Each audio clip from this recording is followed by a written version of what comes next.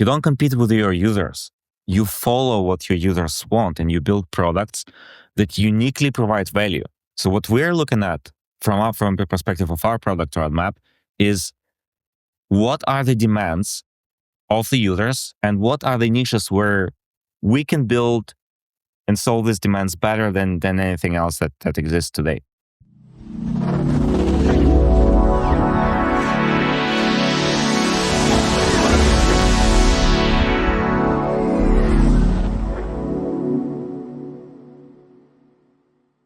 Hey everyone, welcome to the Smart Economy Podcast, where we ask your favorite builders the questions you wish you could ask yourself. This is a production of neonewstoday.com, and I'm your host, Dylan Grabowski. In this episode of the Smart Economy Podcast, we're joined by Alex Gluchowski, the co-founder and CEO of Matter Labs, the steward of the ZKsync ecosystem.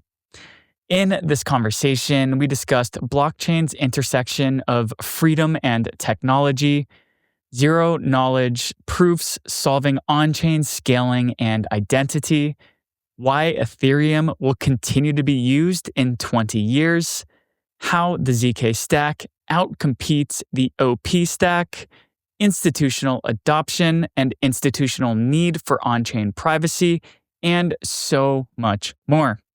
Just a reminder, nothing said in this podcast is a solicitation to buy or sell any tokens, and that the guest or host might hold tokens discussed in any given episode.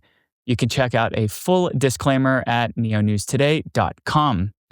If you enjoyed this episode, please rate and review it on your favorite podcasting platform and share with your friends and family.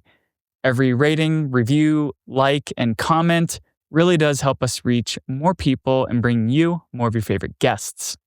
With all of that said, I really enjoyed this conversation with Alex, and I hope you enjoy it too.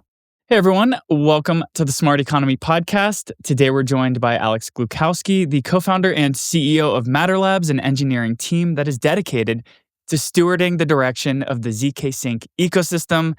Alex, how are you doing today? Pretty well, thank you, Dylan. Excited to be here. Yeah, I'm super psyched.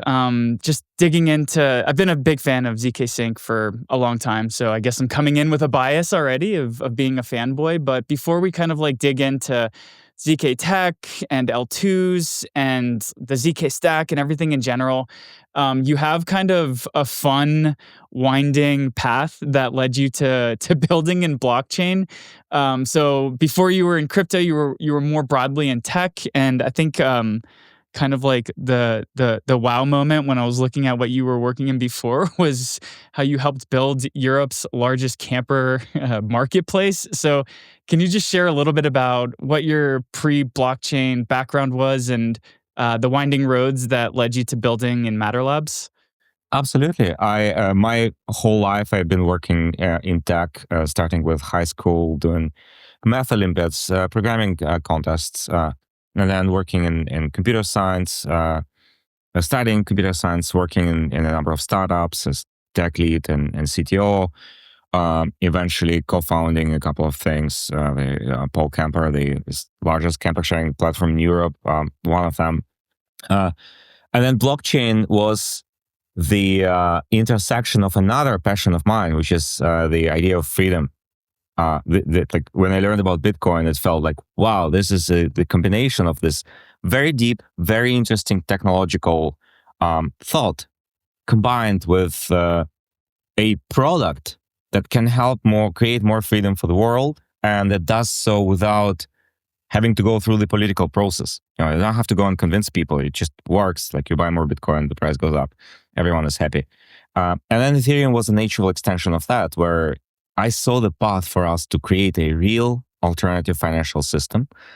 And I think it's playing out really well in this long run over the course of 10 years. We are on cusp of actually entering the full-scale global economy with Ethereum, with stablecoins, with DeFi, with all of the other innovations that we're doing in crypto.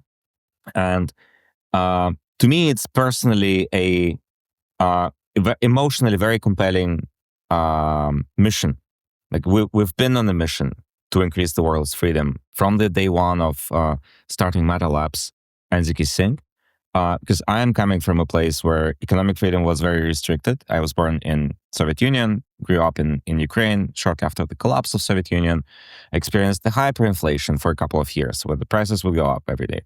I remember how the trust in societal institutions and trust in society in general collapsed, and everyone was on their own, and you don't know who you can trust. You definitely don't trust the government. You definitely don't trust the financial system, the currency, or the banks. No one in their sane mind would keep the savings in the bank. You would obviously do it with US dollars that you buy on the street, and then you have to guard them against criminals, and you hide them somewhere in your apartment. So it's very unpractical to move, to store, quite dangerous. And you don't have access to the global economy. You cannot invest in anything. You cannot, your choices are very limited.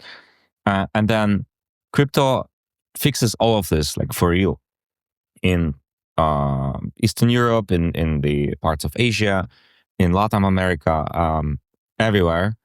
Crypto offers opportunities to people to preserve their savings and to interact freely with other people all around the world. And this is, I think,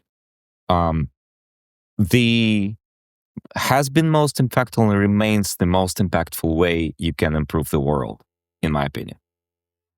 So, like, when people think about privacy and our data online, if you say Facebook mines your data and they use that to make money off of you, people are of course upset about it. And on paper, I don't like the way that sounds.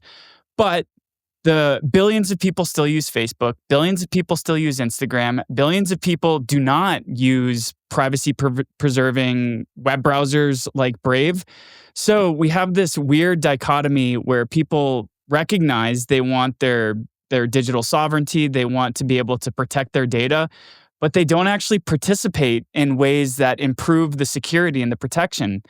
So I'm curious from your perspective, given the experience of growing up in a rebuilding part of the world where you didn't have people who trusted the currency and the dollar or the money, are your peers from when you were growing up, are the people who are still living in Ukraine and these different parts of the fallen USSR, are they bought in to what blockchain and what cryptocurrencies can offer? Because using the experience of Facebook and protecting your digital identity, people say they care, but they don't really use new technologies to improve that. So are you finding your peers, the people who are our age, are they using like stablecoins, Bitcoin, privacy preserving cryptocurrencies? Is this something that has taken mainstream hold? Absolutely. Ukraine is one of the countries with the highest penetration of crypto in everyday use for the reasons that I explained before. That I think this is a very deep sense of mistrust in government that has transcended generations, and even younger people have this. And it's the same in LATAM. When you talk about Facebook, I think there are different degrees of privacy importance. Like when you share cat pictures with your friends and then NSA can learn about it, it may be not something that bothers people that much. But it's very different when it comes to your everyday financial transactions and your net worth. And imagine if everyone would be walking on the street and everyone else would know how much money is on you. You would not feel safe, especially you would not feel safe in third world countries. Or when a business would disclose all of these operations, all of these payments, all of this procurement, supply chains to all the competitors. This would not work in the real world. The reason people are so comfortable with crypto being open is I think a lot of people have a sense, maybe illusory sense of pseudonymity that, I'm hiding, like, sure, everyone can see my transactions, but no one knows who I am, and they can't connect the address to my name, which is true to an extent. If you're going through exchanges, you on-ramp, off-ramp, etc., like it's not as publicly visible, but it's actually very trackable. And there is a very good ways to statistically analyze, especially with AI. So it's definitely something that is not going to work for businesses. it's definitely not something that's going to work for institutions. Like if we're talking of onboarding crypto and integrating crypto in every aspect of the real world economy, this is just a no-go. So, and apart from that, of course, we have a much deeper philosophical debate on cypherpunk and the relationship with governments in general. And I'm a huge supporter. Like this has been our core values at ZKsync for a long time. So I'm really happy to see the rise of Zcash again in the public mindshare and all of this debate around like cypherpunk, hardcore privacy. This is absolutely fantastic. This is one part of the privacy debate. The other part is how do we onboard institutions and businesses, and they need slightly different set of trade-offs, and we need to support both. We need full personal privacy for individuals. We need this compliant privacy for institutions, and we need a way for them to interoperate very seamlessly. And this is going to happen with public blockchains such as Zcash and Ethereum with transparent bridges. And yeah, we can talk more about that. But our focus at Rollups and ZKsync has shifted from the individual, like focus on individual accounts and individual interactions to this more institutional enterprise space, because we see the ROI on bringing the institutions in the crypto space today as the highest of what we can achieve to push the status quo forward with crypto in general. Yeah, I'm really excited to dig into Providium with you in a bit, because if you go to like rwa.xyz, you can see all the RWAs, real world assets that are clearly becoming this large meta of institutional onboarding. And we're seeing equities, corporate bonds, private debt, stablecoins, treasury bills, all of this, the amount of capital that's coming on chain is just up and to the right on the chart. And so I'm really excited to dig into Providium and how you guys are meeting the institutions in the middle so that they can kind of like have a security-enabled chain. But I do want to touch on that a little bit later. Before we kind of start going into the ZKsync ecosystem, I'm just really curious to hear about your choice in when you started building. You clearly stumbled upon Bitcoin 2011, 2012, 2013, but Matter Labs wasn't founded until December 2018. So what was the kind of moment in your mind, the turning point when you said, okay, I'm going to be leaving the kind of like computer science generalist world, and I want to start building Matter Labs now. I want to start building in the blockchain space. And to kind of like add on to that, what was the vibe like back in December 2018? We were in the depths of the bear market back then. All your friends probably thought you were crazy. What was like the vision of what you wanted to build? And was it very like ZK focused back then? It was the rise of Ethereum. So at this bear of 2018, it was right after the ICO hype. It was luckily not my first bear. I've experienced it with Bitcoin. I bought Bitcoin at a very low price. I think the first Bitcoin I bought was at $80, and I was buying all the way up to 700, and then I sold all of it at 300 because the bear was prolonged, and I thought like, okay, that's it. That was the end of Bitcoin. But then with the second hype, it was clear that there's some cyclical market structure, and we have a good chance that this will continue, and we will actually onboard more people. But with Bitcoin, the problem was it was not usable. So you mentioned people using Facebook. I still want to come back to this, and relying on like you're still like not caring about privacy, not caring about some other aspects. People respond to incentives. They want to use products that solve their problems. They're not there to just as altruistically and idealistically promote some agendas. They have a problem, they want a solution, and they're going to pick the tool that is best suited to solve their problem with a set of trade-offs that they have.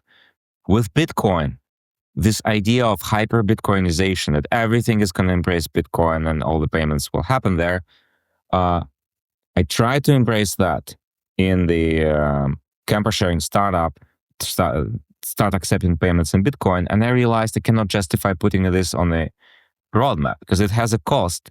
But who's going to use it? Like it's not convenient. Most people cannot handle seed phrases. Like it was absolutely unthinkable that you will have like everyone in society using this clumsy technology that we had back then, dealing with the volatility of the price, dealing with security issues, like handling security that properly as you would expect from, as we know is necessary for self-custody crypto. But Ethereum rising gave a hope of solution to many of those problems. So we had ideas of stablecoins floating around.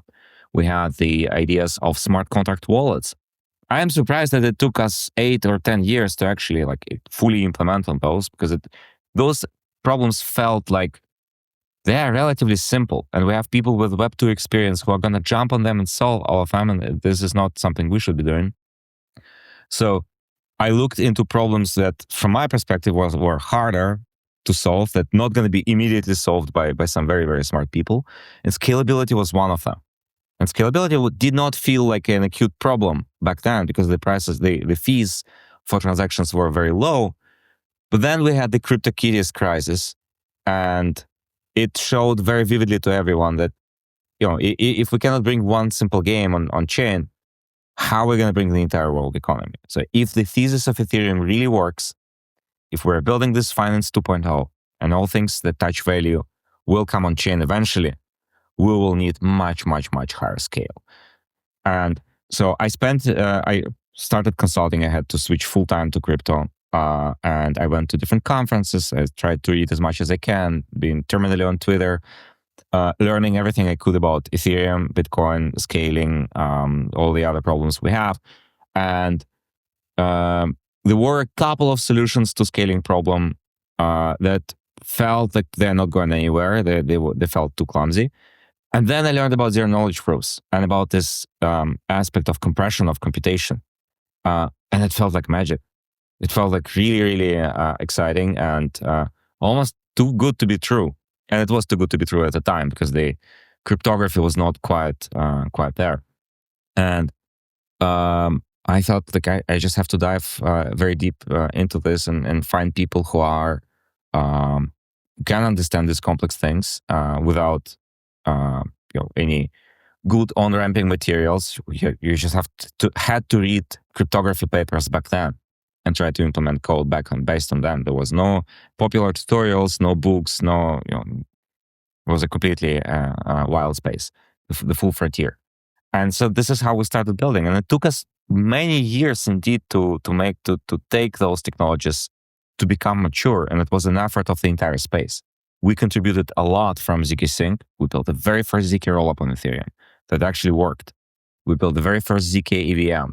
We brought the recursion. We made a number of advances, but there were other teams who made incredible contributions, and like really, it was a collective effort of the entire space to get to where we are today. And today, yesterday, we announced the Airbender, the proof system, our latest and greatest proof system, which is the fastest prover in the world, entering the leaderboard of the ETH proofs, being almost 2 times faster than the next prover on the list, proving full Ethereum blocks on a single, with Ethereum's data structure, with everything, like complete Ethereum blocks, not modified, not optimized for proving all in all in 50 seconds on a single GPU.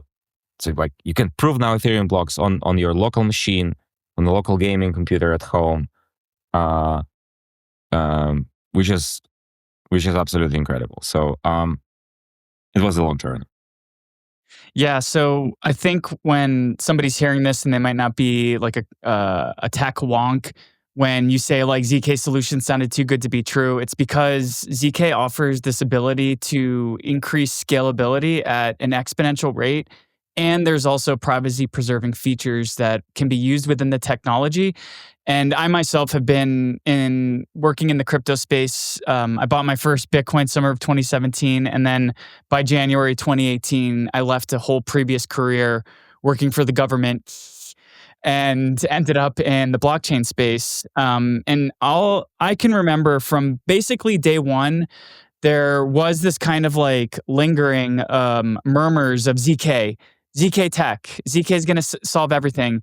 But we didn't really see anything until Vitalik started talking publicly about ZK late 2020. But then we still didn't even see testnets coming out until late 23, and 2024 was really the year of like ZK powered testnets. So I guess the question I want to ask is, why was ZK so hard to find? Why did it take so long, and why was it so difficult to finally start seeing tangible technology that blockchain users could use after we were talking about it for so many years? What was the earliest computer that you remember? Geez, I don't even remember the model. It was, I played like Space Invaders and the screen was black and orange.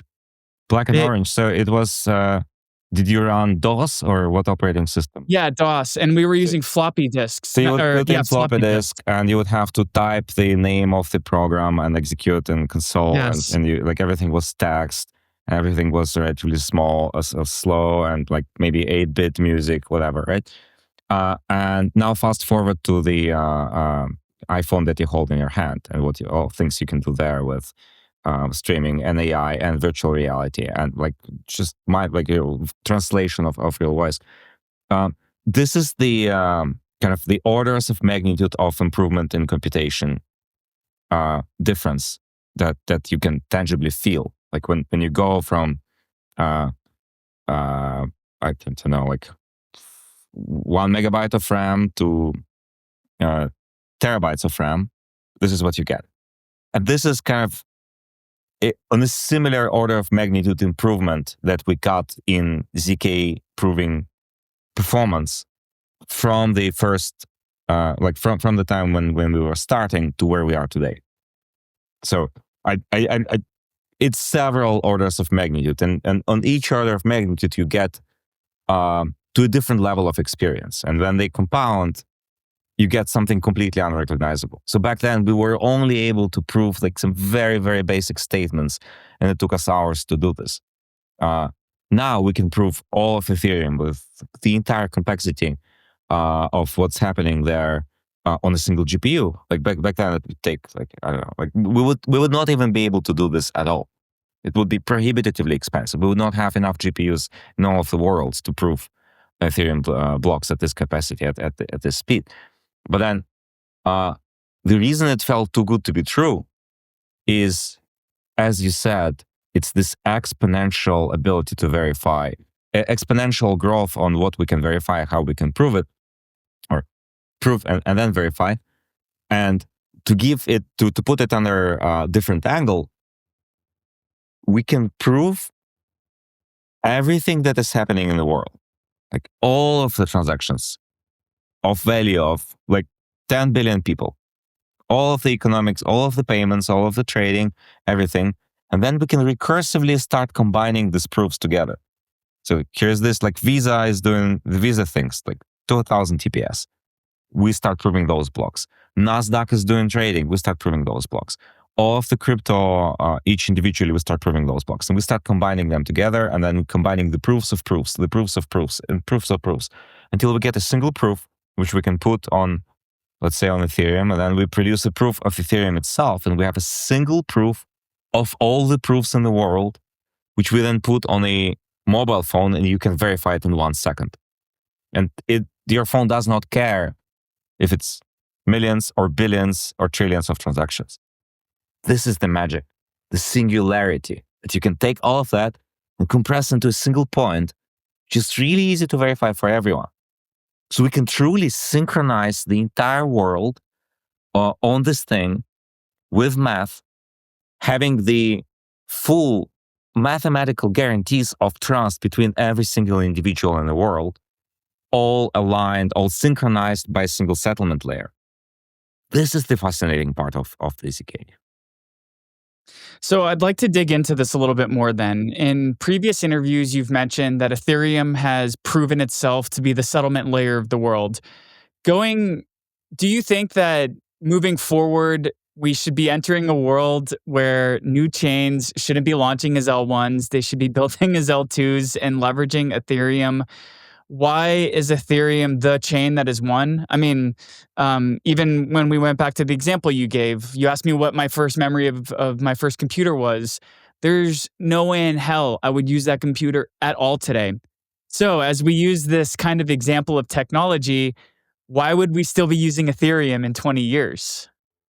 Well, Ethereum is a network that's going to be evolving. So it's just like, are you still using the internet? It's still the same internet as was there in from 1990s, but it's also not exactly the same internet. You're like, all of the nodes on this network have been replaced. All of the links of this network have been replaced with something upgraded, right? So like, you have the continuity, but the technology continues evolving. And similarly here, the network effects is what matters. Ethereum is today the financial internet, period.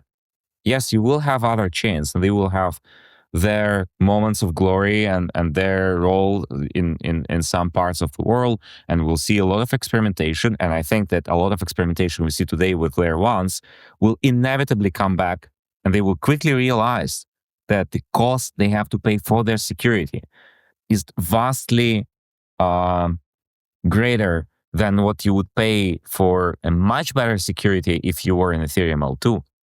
The thing with crypto is the markets are quite irrational, and we see like a lot of deviations and a lot of extremes, and then we see the return to mean after a while. So we've seen it with NFTs, we've seen it with a lot of other things with ICO that we touched on before. I think what people see today with L1s is this L1 premium, which actually, like L1 premium in terms of token price, which actually stems from the fact that you have to pay a lot for security of those tokens. So it's not something that's going to be sustainable there. Why would you pay tens or hundreds of millions of dollars every year to your validators? Like imagine that you can build a business where you would pay for the rent $10 versus you pay for the rent $10 million, but you provide the same services.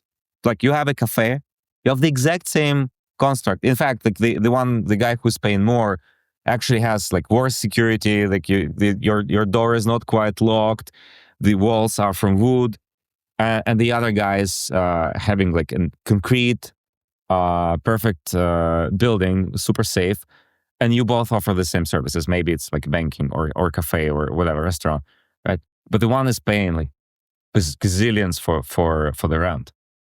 Who of them will stay in business longer? Like paying more for security does not give you any other advantage. It's just the cost. It may give you a short advantage in the short term because the markets are rational. You can pump your token and then try to sell it. But eventually, the market is going to see that it's not a sustainable structure. Interesting. So I guess when you look at the roll-up landscape in EVM land, the kind of internal battle has been between the ZK stack and the OP stack. And I think that it was kind of an unfair race. The OP stack got to start running a little bit before the ZK stack, just because there wasn't as much technical complexity. So forgive me if I'm painting this competition for L2s and for rollups in the EVM ecosystem in an unfair manner. But the way I look at it from an outsider's perspective who's not building on EVM, there's the ZK stack and there's the OP stack. So is this a real competition right now? And if it does really exist, are we finally getting to a point with the SDKs and the other types of composability that ZK Stack offers? Are we getting to a point where ZK is finally catching up to be able to compete toe-to-toe with the OP Stack? Look, ZK Stack was not able to offer the same functionality up to this year as the OP Stack. it had some advantages, and they were used by. So there were a set of trade-offs. Some people would take the trade-offs and build on ZK stack. The others would take the trade-offs and build on the OP stack. And it turned out that for the crypto-native crowd, the trade-offs of optimistic rollup back then overweighted, and more chains launched on the OP stack. Now, this has completely changed this year. This has dramatically changed with the announcement, with the introduction of Atlas, upgrade of ZKsync, of the ZK stack that was introduced, I think, 4 weeks ago, where ZK stack is now vastly more performant, to the best of my knowledge, that any chain running OP stack.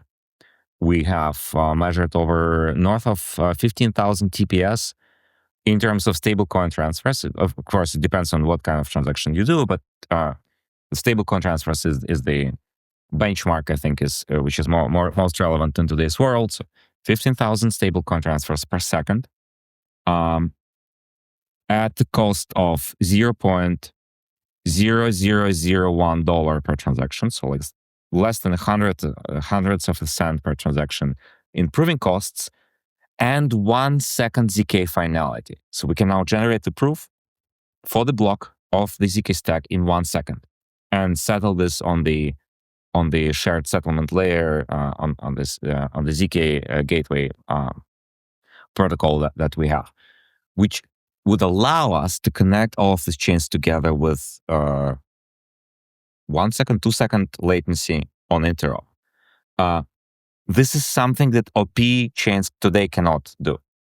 So once this interop goes live, all of the ZK chains are going to be united into a real single network, whereas the OP stack chains will remain isolated. So this is going to be a huge turning moment for you to decide, like, what do you do? Do you want to stay isolated, or do you want to connect and take advantage of this ever-growing economy? Because with OP, the problem of the OP stack, if you're isolated, your connection to layer 1 is also very slow. For you to withdraw funds to layer 1 takes canonically 7 days. So you can, of course, use third-party bridges and liquidity providers, but that means you have to integrate them, and you have to pay them to keep large amount of capital on your chain so that this interoperability can actually work. This is costly. This is expensive. It's a very high barrier entry for new participants. If you want to launch a new chain, you have to pay today millions in integration costs to just get the basics done. This is not sustainable. This is not going to take you to the world where every application can become its own chain. But you can do that with the ZK stack. So once this happens, once the interop goes live, and it probably will go live in Q1 next year, it's going to be a completely different world with regard to how these technologies are positioned for the crypto native audience. But again, like our focus for the last year have been on enterprises and institutions, because we see that as the 10x, 100x, 1000x larger market to expand crypto, to actually grow the pie instead of competing for the same zero-sum small circle of a few builders who are building just purely crypto native applications. It's a lot more interesting what we can achieve as an industry once we bring the integration of the true real world economy. And this is going to happen through integration of enterprises, institutions, real world businesses. And this is this is why we have, the kind of the Atlas upgrade is almost secondary news to the progress we made with Previdiums, with focus on privacy. Very cool. So the OP stack has the superchain. What's kind of like the marketable ecosystem of these ZK-enabled ZK stacks? What's the name you guys are going with? We're calling it the elastic network because it can grow. You can stretch it, and it can grow without limits. You can continue stretching and expanding. It's very elastic in terms of the upside potential and in terms of be able to serve the growing demand. Perfectly elastic supply is the supply in economics that can follow demand without limits. So I'm going to ask you to maybe give a little bit of a spicy take here real quick. So we saw a lot of like darling ICO chains from the 17, 18 era. We saw some of them migrate to L2s to maybe scratch the surface of market relevance again. Like Lisk was an L1 in 2018 and is now an L2 in the EVM ecosystem.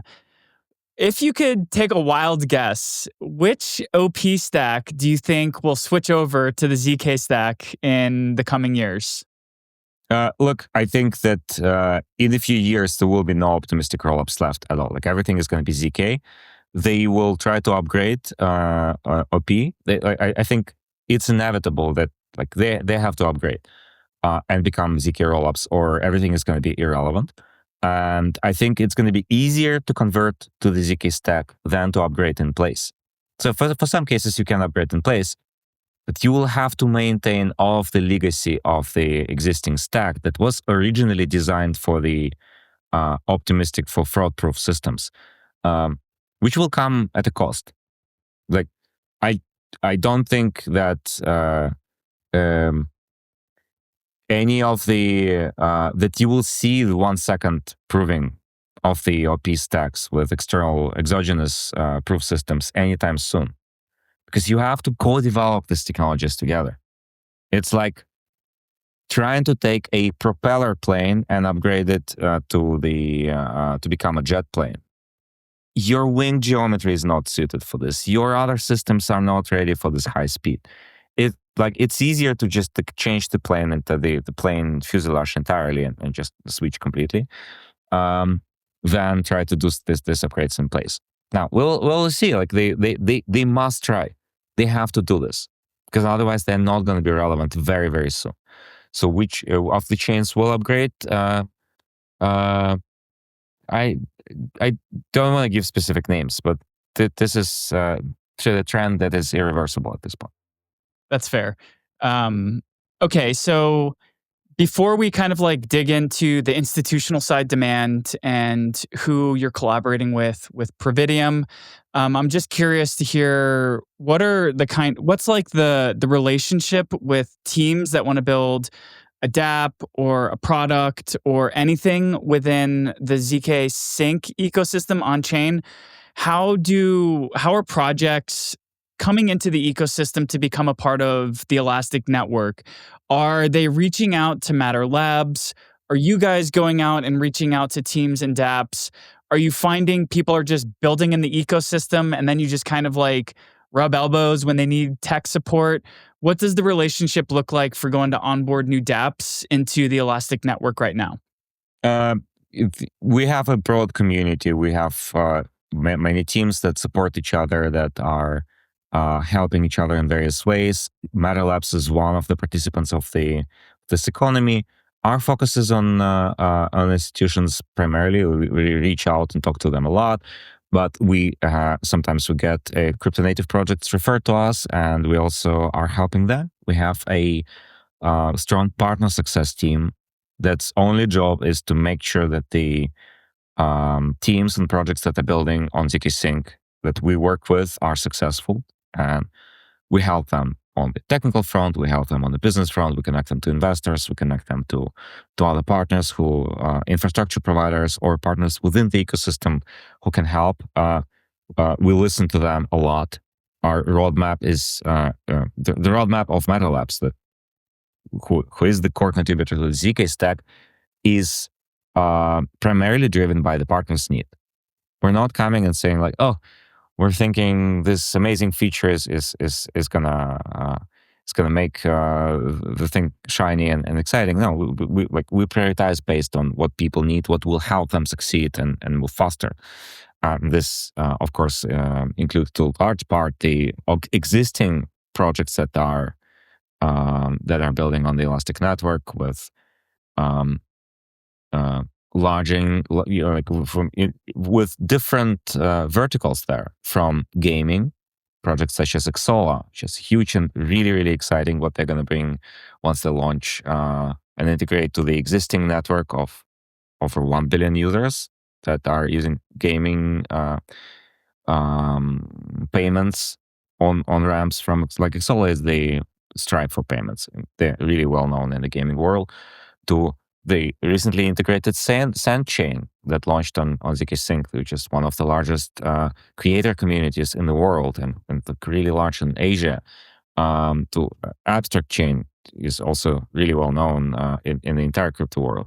To Lance, to then all the institutional partners. We just recently announced the launch of the ADI chain from Abu Dhabi, which is a joint project by IHC, the largest public traded company, I think, in Saudi, in United Arab Emirates. It's kind of the BlackRock of Middle East, and the first Abu Dhabi bank, the largest bank in the country, who are on board to launch the first regulated dirham stablecoins and bring the entire nation on chain and connect all the regional countries in this huge network from Africa to Asia to everything in the Middle East. And of course, then the institutional chains like the Memento blockchain, which is the partnership with the Deutsche Bank, and many others. Like, I mean, it can go on for a long time. Totally. And also for listeners, SandChain will be the episode you listened to before this episode with Sebastian. So very cool to kind of see the relationship between the two entities. Before we dig into kind of like institutional demand, I'm just curious, from somebody who's been building in blockchain for 7+ years now, what's your kind of like road mapping strategy? As we've seen, you can say that you want to see this grand technology that should take a year or two to develop, but it takes 5+ years. So how do you and your teams go about collaborating and talking with your partners and deciding on what a roadmap should be? And what do you think is kind of like the sweet spot for the length of time that a roadmap should entail? Well, at Parallelization, we have many teams, so we develop the roadmap in parallel. What we do is we talk to partners, we talk to the prospective partners, we have a product team, and we take all of these requirements and then we prioritize them and see, like, okay, with the existing resources, we can have like 7 different tracks. What are these tracks are going to work on? We do our best, just moving every week and like removing bottlenecks and trying to get as fast as possible. And sometimes you can predict things, sometimes you cannot, and sometimes you're surprised by how good the results are beyond your expectations. So it's a normal process. Just as a heavily engineering based organization, we have a very strong engineering culture. We have a very high bar of talent, and we strive to keep this bar high and only keep increasing it. We trust the teams with autonomy and with freedom within the organization to move fast and do things that are necessary. Awesome. On the roadmap for 2025, if we look back at Matter Labs' roadmap for ZKsync, the sequencer layer was kind of one of the key steps on the roadmap. And the goal, there are 3 different stages in EVM land. There's stage 0, stage 1, and stage 2. Stage 0 being the least decentralized, stage 2 being the most. And the goal for ZKsync this year was to become a stage 1 rollup. So I want to talk a little bit about sequencer layers. What's the current path for becoming a stage 1 rollup? Is 2025 still the key year that ZKsync is eyeing to become a stage 1 rollup? And then I also just want to like throw in a curveball and ask, how will native rollups impact the current rollup landscape? Sure. So let's talk about the maturity stages of rollups, which is the concept Vitalik introduced and then was embraced by L2Bit as a major kind of arbiter of the stages and auditor in the space. They reflect the maturity of the proving system and the like they have nothing to do with the sequencer. They apply to the security properties of your chain, or maybe even better said, trust assumptions of your chain. Who do you have to trust for what? For keeping your funds secure. I think that the maturity framework is a little inaccurate. Like this is the case where different requirements were applied to optimistic and ZK rollups. So like they're not quite the same. Like a difference between stage 0 and stage 1 optimistic rollup is much greater than the stage 0 and stage 1 ZK rollup. So I like a stage 1 ZK rollup is way better than the stage 0 optimistic rollup, because you have the security from Ethereum already incorporated by the virtue of using ZK proofs in the first place. Whereas for an optimistic rollup, if you don't get to stage 1, you basically don't have any security. It's trust me, bro, proof of authority. It was just what they were for a long period of time. So then for us to get from stage 0 to stage 1 does not really increase like trustlessness a lot. If you have a decentralized set of validators, if you have a decentralized governance for upgradability and you have a sufficiently high threshold security console. So your trust assumptions for stage 1 rollups essentially reside with the security console. That's your bottleneck of trust assumptions. And this is not going to change by going from stage 0 to stage 1. So we're still doing this, but I think that more important is to get to stage 2, where you basically removing the trust assumptions in security console in any like finite group of participants, and you're fully relying on Ethereum as a source of all sorts of security. So this is a lot harder, because you need probably to some degree to ossify your protocol. Like as long as the protocol keeps evolving, you don't want to deploy something immutable that is as complex as a rollup and just say, well, okay, we think we're done. Like everything is fine. Nothing is going to change. And we're not, like, if something is going to change, we're not going to introduce any new bugs with the next upgrade. I think we're not quite at that stage, so it will take a while for all of the projects to reach stage 2. So today we are like on track. So it's a project that we're doing, but there are a couple of other things that I know have higher priority because they are driven by demands of the customers. So I cannot tell you exactly when stage 1 is going to be reached because of that. But with on the sequencer side, what's important is the sequencer decentralization. And this is, again, something that is very important for us to make sure that you don't have censorship in real time by a single sequencer. And this is something that is also coming. And again, it's hard to say exactly when it's coming, because this has not been something that was in demand from any of the or like any large number of projects that are building today. Everyone was more or had more pressure to implement higher performance, lower latency, lower block times, solve some other technical issues before that becomes a major priority. So it will definitely be done, I think, by in the relatively short term. It's not going to take years, but I cannot give you the exact timeline yet. Got it. So when we look at maybe like an OP chain that launched with a lot of success, maybe they had deep ties to a large organization that's very centralized and custodial. How do we compete against that sort of strategy? It's really easy to just funnel people onto a chain if they don't necessarily care about decentralization or how decentralized a sequencer network is, because the chain is very fast and they can launch all sorts of stuff on it and use it really quickly. What does competition look like for using like a ZK chain that doesn't necessarily have deep ties to a single large scale centralized entity?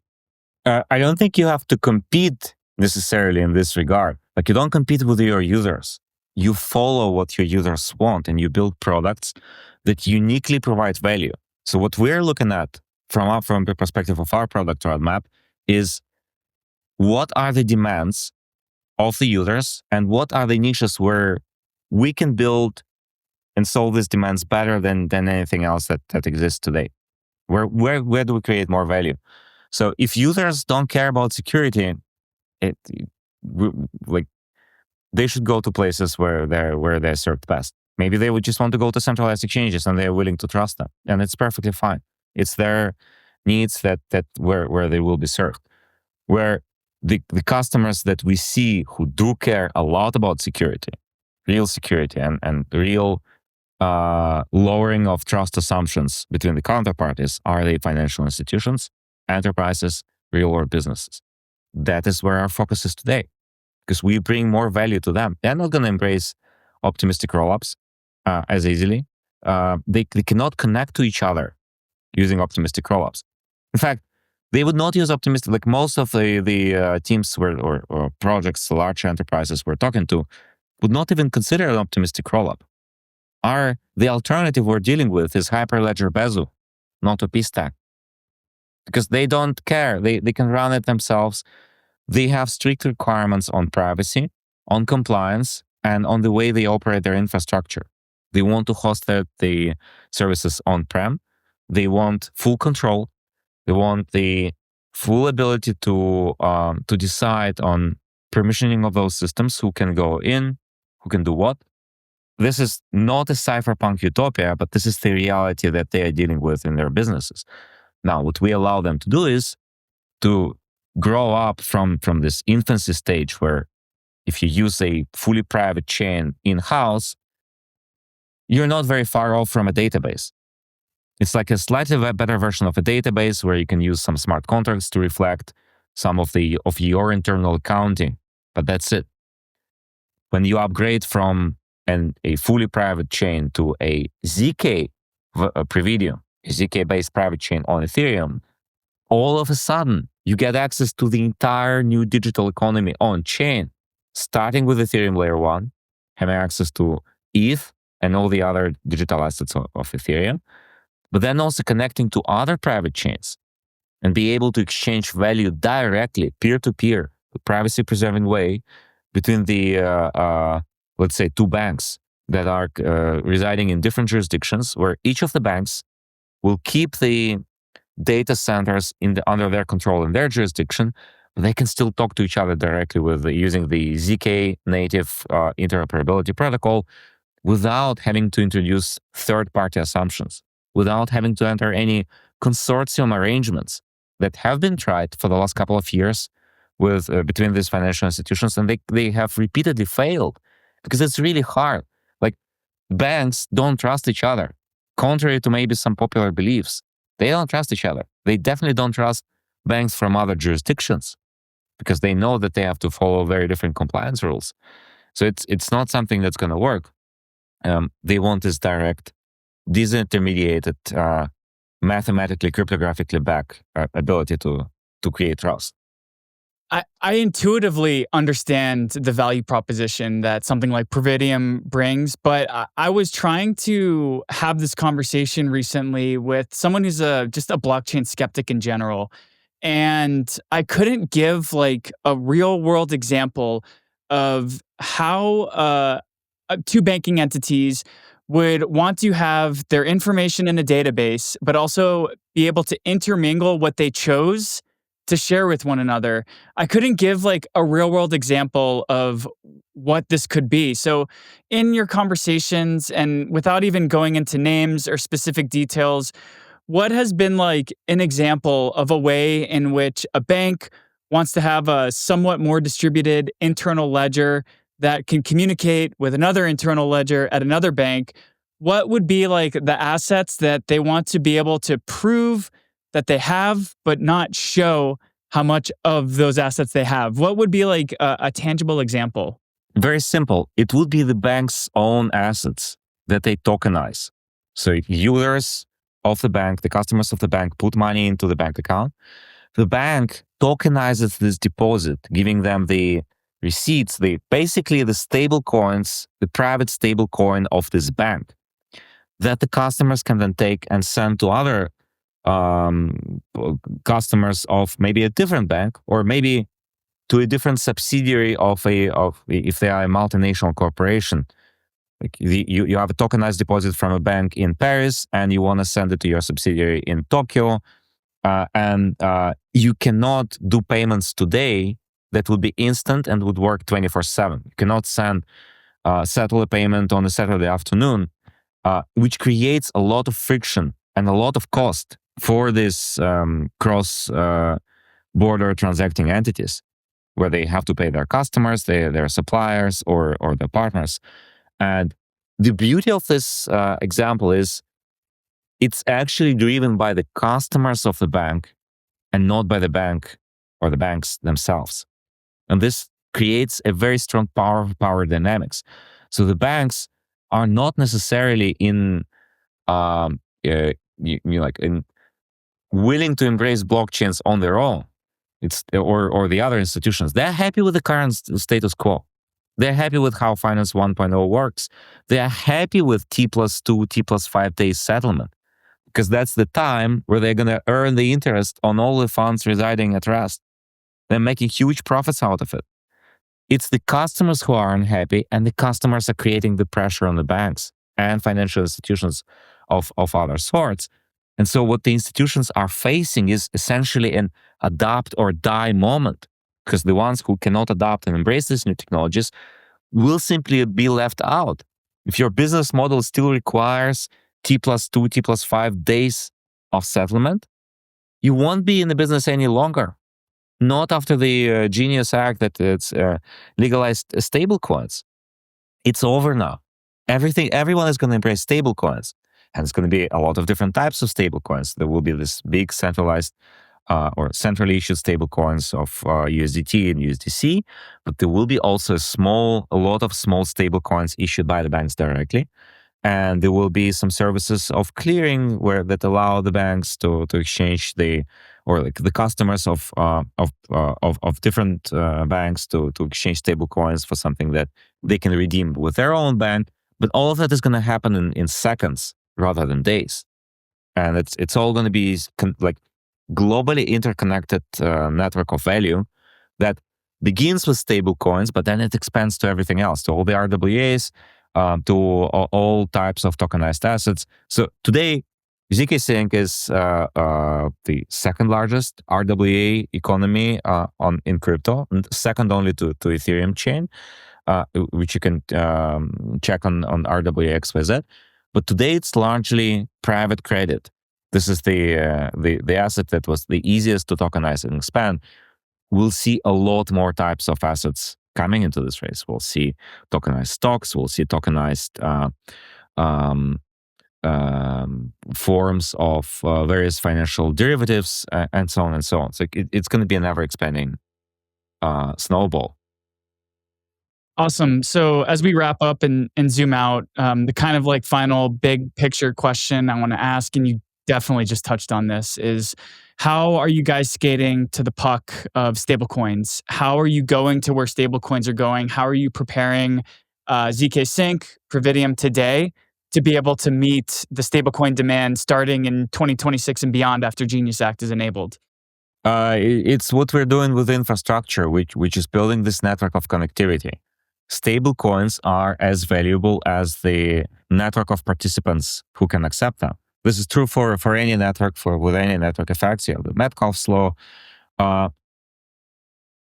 Crypto is already very strong in network effects today, but we're going to expand it multifold, 10, 100, 1,000x fold, bringing more institutions around the world on chain, meeting them where they are with their requirements on privacy, compliance, and connectivity, while preserving privacy and compliance, which was next to impossible before Previdiums. I love it. So if anybody's listening to this right now, whether you're a big fat cat banker who's hiding behind an Anon account on crypto Twitter, or you're a developer who's interested in building in on the ZK stack, what's the best way for people to reach out to you and your team, Alex? You can follow us on x.com under ZKsync, and myself personally under GLUK64. And you check out our new website, is it ZKsync.io. There is a button to connect, and our team will be happy to talk to you and walk you through everything. Awesome, Alex. Thank you so much for taking the time to chat with us today. It was a phenomenal dig into your background, into ZK in general, and it's amazing to see where the technology has taken us to at this point, and how we're kind of at this like perfect mesh of institutional adoption and the feasibility and usability of ZK technology. It's a really exciting time, and I will continue to enjoy following ZKsync's continued growth and onboarding of this new asset class into bringing everybody on chain. So yeah, thank you so much for your time today. It was really awesome. Thank you, Dylan. It was my pleasure. Cheers. Thank you so much for tuning in to the Smart Economy podcast. To stay in the loop with all of our latest episodes and insights, head over to www.smarteconomypodcast.com. And don't forget to subscribe to our YouTube channel for all of our video content. If you enjoyed today's discussion, please consider showing your support by liking, commenting, and reviewing this episode on your favorite podcasting platform. Your feedback helps us reach more listeners and bring you even better content. We'd also love to hear from you, so please drop a comment on Spotify or YouTube to share what topics you'd like us to cover or who you'd like to see as our next guest. And if you or someone you might know would make for a great guest, please reach out. We're always on the hunt for fresh voices and new perspectives. And for our NEO token holders out there, please consider voting for NEO News Today as your council representative. We've proudly been serving the NEO ecosystem since 2017, and will continue to do so by putting portions of our council rewards directly back into ecosystem growth initiatives. So, once again, thank you so much for listening, and we cannot wait to catch up with you next time.